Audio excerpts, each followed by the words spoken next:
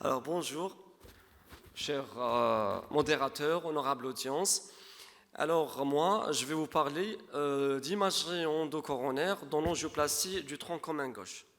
Attendez, mais mes résultats en angiographie, en angioplastie du tronc commun gauche, s'ils ne sont pas excellents, ils sont très bons. Mais pourquoi dois-je faire de l'IVUS? Alors pour répondre à cette question, on va fouiner un petit peu en littérature et voir ce que disent les recommandations.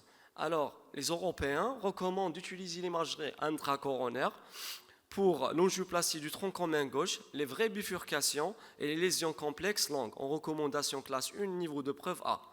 Alors, les Américains, c'est pareil. Et c'est le fruit de plusieurs essais cliniques randomisés, dont les plus illustres sont Renovate Complex PCI, IVUS XPL, les sous-études d'October, Nobel, Excel et j'en passe. Les jours passent, mais ils ne se ressemblent pas, mais les résultats de ces essais cliniques, si.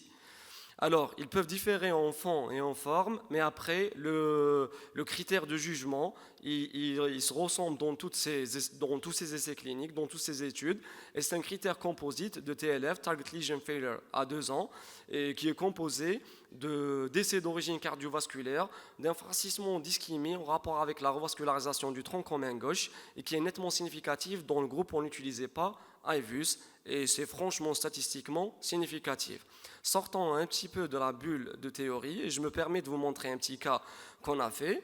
C'est une lésion distale du tronc commun gauche, trifurquée. Je vous épargne les détails techniques avec 3 guides, préparation, stenting, tracing, pot et tout.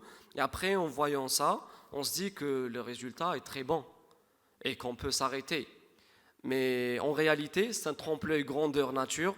Et là, IVUS, il vient vous frotter les yeux pour estomper le mirage. Et on remarque qu'il y a une malapposition avec aspect de hat on the strat à 6 heures.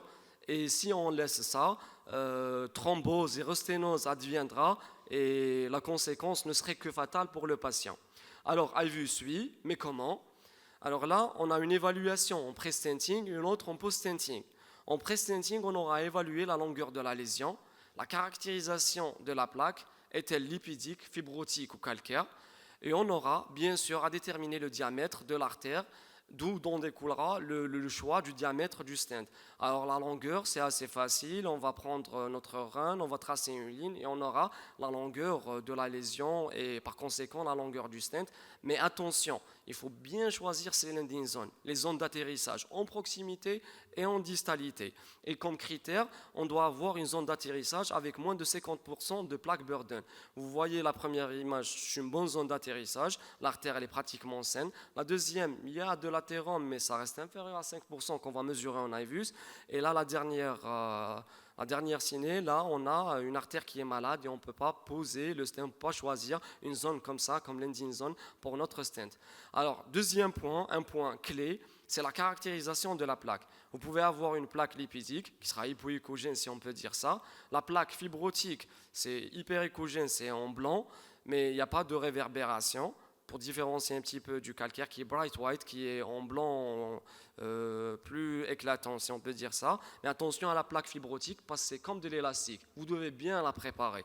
Un ballon non compliant peut ne pas suffire et on aura utilisé du scoring ou du cutting balloon.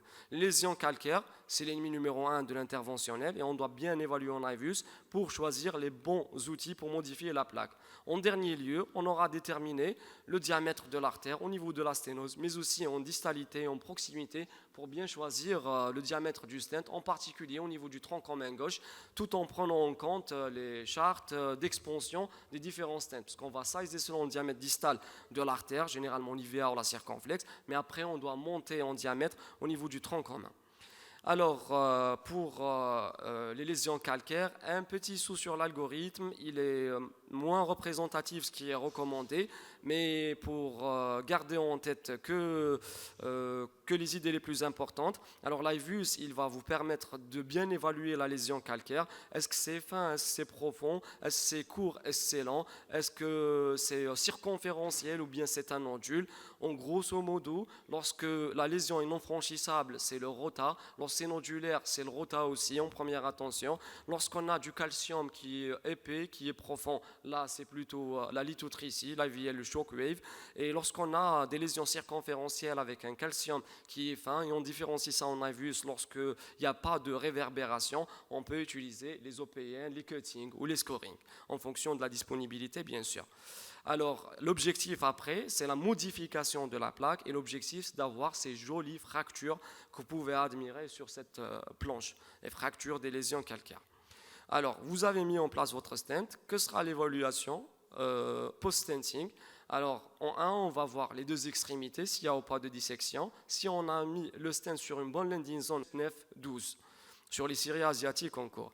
Alors, sans vouloir être lent, pour conclure, comment IVUS changerait ma stratégie? Bien sûr, en sizant correctement mon stent avec l'artère et en choisissant la stratégie adaptée, la caractérisation de la plaque qui est un élément clé et primordial pour le choix des outils de modification, l'évaluation de l'expansion, de la position du stent, et enfin, ça me permettrait d'avoir un résultat optimal avec un meilleur pronostic au long cours pour mon patient.